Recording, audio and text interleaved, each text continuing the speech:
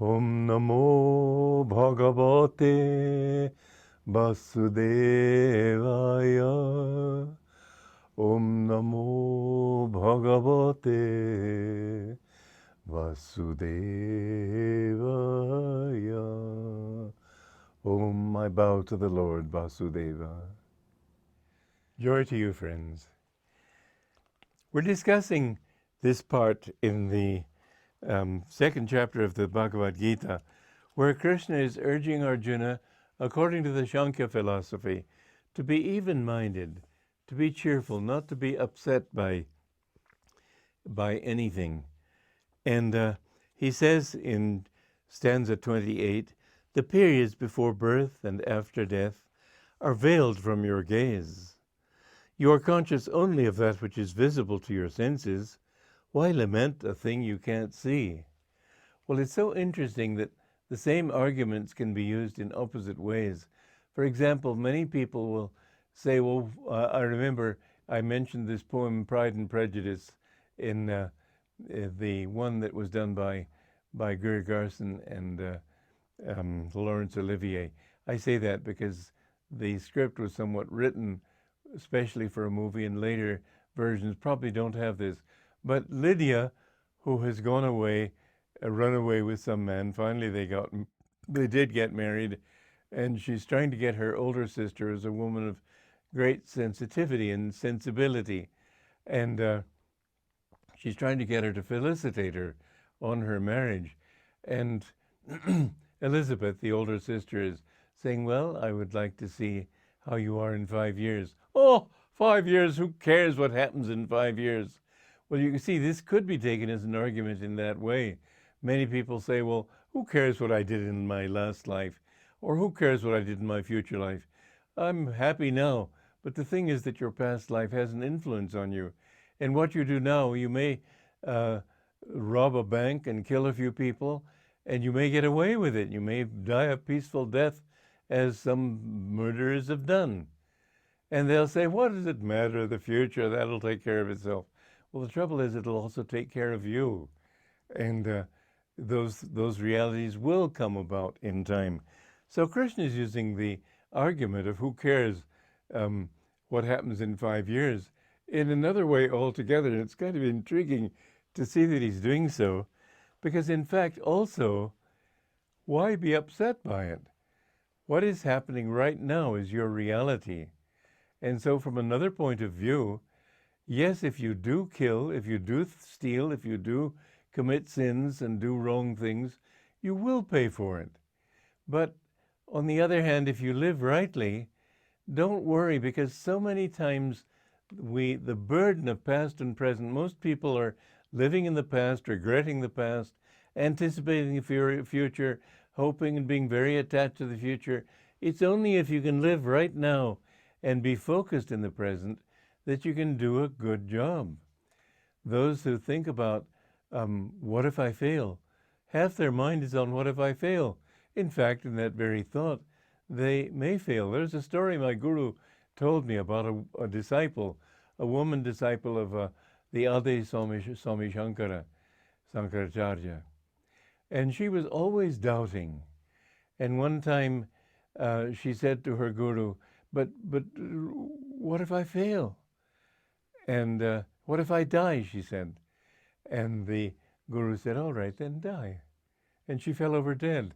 You might say that was a pretty drastic treatment, but the fact is that she kept thinking this way. She was attracting it.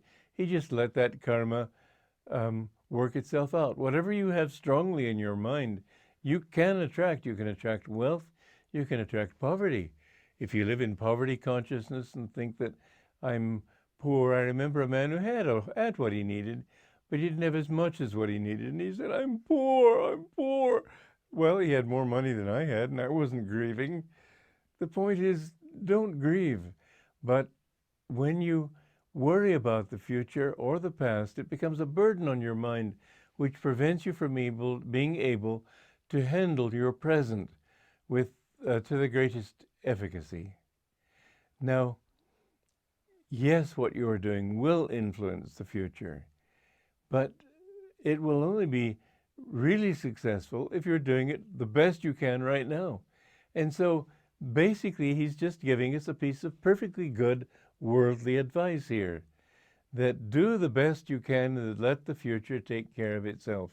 This advice can be good for any businessman, for everyone, but always try to do the best. And this is the issue.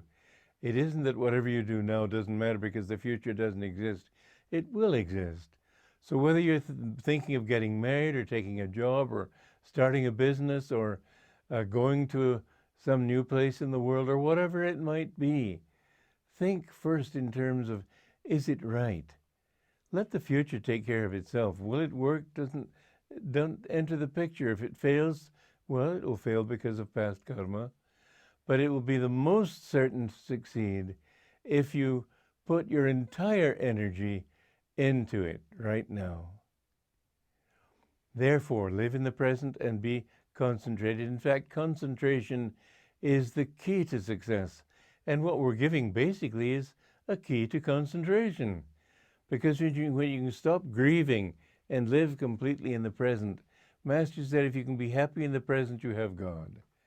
Well, that was perhaps a little bit of an exaggeration, but the more you can be happy, the more you have of God. And remember, everything is relative. So think in terms of here and now.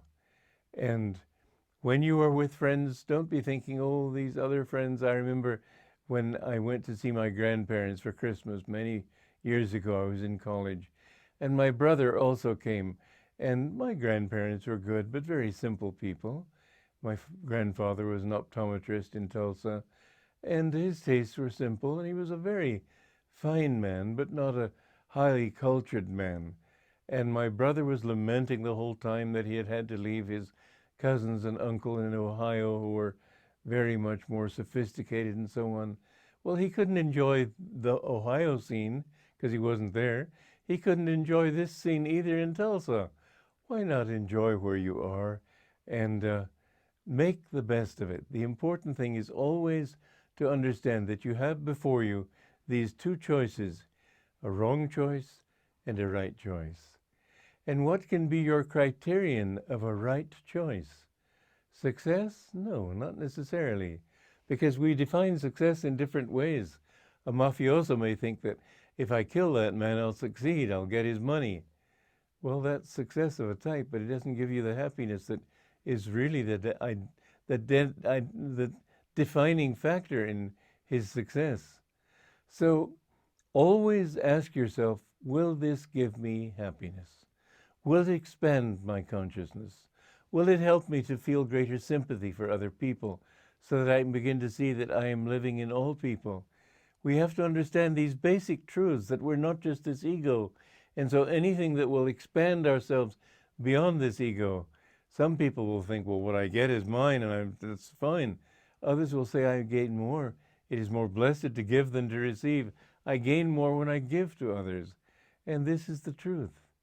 So the more you can follow that guideline within yourself that says, this takes me toward happiness, toward a greater expansion of consciousness, toward greater clarity of mind, define your happiness in those ways, and you will know in your heart what is the right decision to make.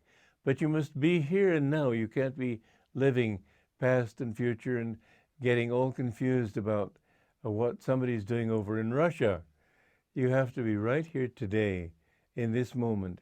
And with that clarity and calmness of mind, no grieving, no false rejoicing, just being centered, then you can proceed to this battle of Kurukshetra and see that I need to get rid of those qualities because they're keeping me from that peace that I want.